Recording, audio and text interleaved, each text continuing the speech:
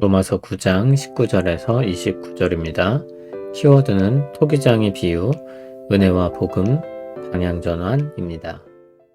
혹 내가 내게 말하기를 그러면 하나님이 어찌하여 허물하시느냐 누가 그 뜻을 대적하느냐 하리니 이 사람아 내가 누구에게 감히 하나님께 반문하느냐 지음을 받은 물건이 지은 자에게 어찌 나를 이같이 만들었느냐 말하겠느냐 토기장이가 진흙 한 덩이로 하나는 귀 있을 그릇을 하나는 천 있을 그릇을 만들 권한이 없느냐.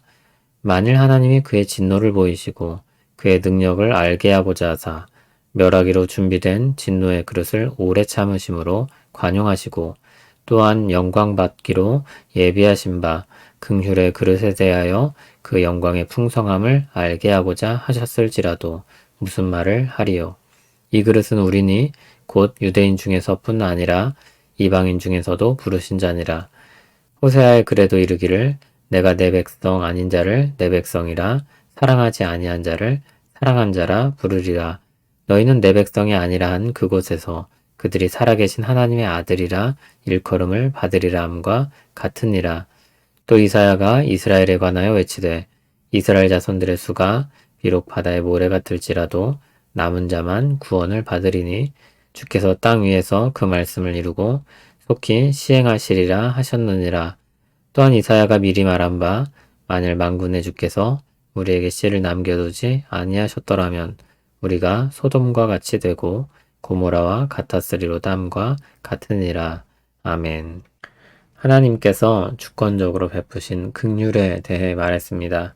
야곱과의 중 야곱을 택하신 일이 그 예 중에 하나였습니다. 누군가는 그때 이렇게 물을 것입니다. 어째서 하나님이 허물하시느냐?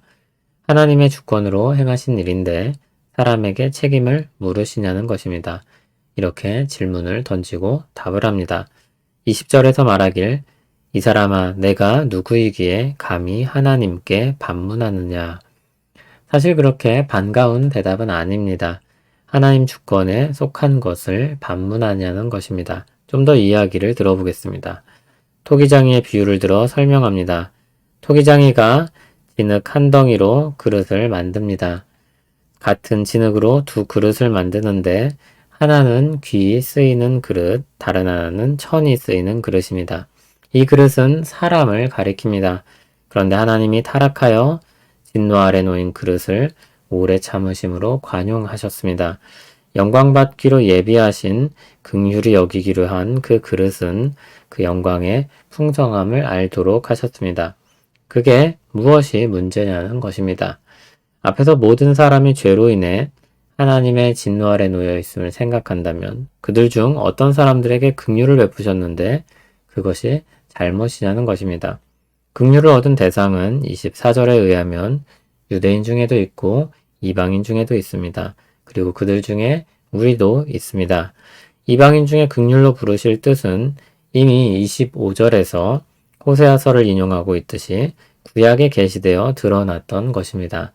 하나님께 내 백성이 아니라는 사람들을 자기 백성으로 부르신다고 했습니다. 사랑한 자로 하나님의 아들로 일컫겠다고 하셨습니다. 이방인들을 향해 드러내신 뜻입니다. 또 27절에 말하듯이 이사야서에도 계시되었던 말씀이 있습니다. 이스라엘 자손들의 수가 바다의 모래와 같지만 남은 자만 구원을 받는다고 했습니다. 이스라엘 전부가 아닌 것입니다. 그리고 29절에서 이사야서를 인용해서 이 단락의 결론을 말합니다. 만일 만군의 주께서 우리에게 씨를 남겨두지 아니하셨더라면 우리가 소돔과 같이 되고 고모라와 같았으리로다. 하나님이 긍휼을 베풀지 않으셨으면 소돔과 고모라처럼 멸망했을 것이라는 말입니다. 하나님의 주권에 대한 말씀은 대부분 이해가 안 되는 경우는 거의 없습니다. 대신 받아들이기가 어려운 경우가 많습니다. 우리 마음이 자꾸 하나님의 주권적인 위치를 넘보기 때문입니다. 하나님과 같아지려고 하는 욕망에 사로잡힐 때가 많습니다. 좀 가볍게 예를 들자면 오늘 먹을 식사의 메뉴를 먹을 당사자가 정했습니다. 누가 뭐라고 할 수 있겠습니까? 그런데 그걸 가지고 뭐라고 하는 것입니다.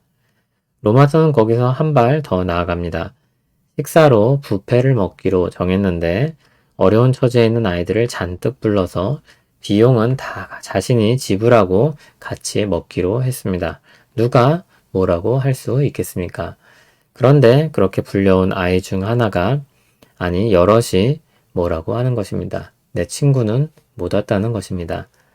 그러나 로마서는 다른 시각으로 봐야 한다고 말합니다. 하나님은 주권자로서 주권을 행사하셨고 그 행사한 대상은 긍휼을 입지 못하고 죽을 자였다는 것입니다. 이해되지 않는 부분에 대해 물을 수는 있습니다. 그러나 책임을 물을 수는 없습니다. 하지만 사실 대답할 책임도 하나님께는 없습니다. 앞의 내용을 두고 생각한다면 우리는 하나님을 실문하는 것이 아니라 겸손하게 그리고 감사하게 찬양하며 또 구원의 은혜가 필요한 사람에게 은혜 베풀어 주시길 구할 뿐입니다. 이것은 논쟁거리가 아닙니다. 우리 자리에서 볼 때 우리는 하나님이 긍휼히 여기신 자들을 알 수 없습니다. 그걸 알지 못하는 사람으로서 그러면서도 하나님의 마음으로 긍휼을 품고 하나님께는 은혜를 구하고 사람들에게는 복음을 전해야 하는 것입니다. 타락한 세상에서의 권위는 잘 받아들여지지 않을 때가 많습니다. 누군가의 권위 아래 있는 것을 싫어하는 우리 안에 있는 죄성 때문입니다. 하나님과 같이 되고자 하는 열망이 있는데 누군가의 아래 놓인다는 것이 달가울 리 없습니다. 아내는 남편을 주장하려고 하고 남편은 아내를 다스릴 것이라고 했습니다. 가장 사랑하는 사람 사이에서도 다툼이 생기는 것입니다. 그런 가운데 우리는 우리 삶에서 그리고 역사 속에서 주권을 나쁘게 사용한 예들을 많이 보고 경험합니다. 우리의 의구심은 우리 안으로부터도 그리고 우리 밖에서도 커져나가는 형국입니다. 하나님께서 긍휼을 베풀어 사람들을 살리시는 일에도 그렇습니다. 감사하고 찬양하며 동참하기보다 불만을 터뜨리고 비난하고 바꾸려고 합니다. 우리는 누군가가 내 영역을 침범하는 것을 싫어하면서도 다른 사람의 영역을 침범하기를 쉽게 하곤 합니다. 우리에게 주어진 것은 피조물로서 은혜 베푸시는 하나님을 알고 찬양하며 은혜 베푸실 것을 바라고 복음을 전하는 것입니다. 은혜의 역사를 보고 찬미하며 그 역사에 동참하는 것입니다. 사실 이 일에 힘쓰는 것만으로도 우리에게 주어진 시간과 에너지는 모자랄 것입니다. 하나님께서 주권적으로 베푸시는 긍휼에 반문하고 비난하는 방향에서 감사하며 동참하는 방향으로 전환하길 바랍니다. 하나님, 우리는 잘 알지 못합니다. 그러면서도 우리 안에서 의혹이 일어날 때가 많습니다. 우리 안에 남은 죄의 경향 때문입니다.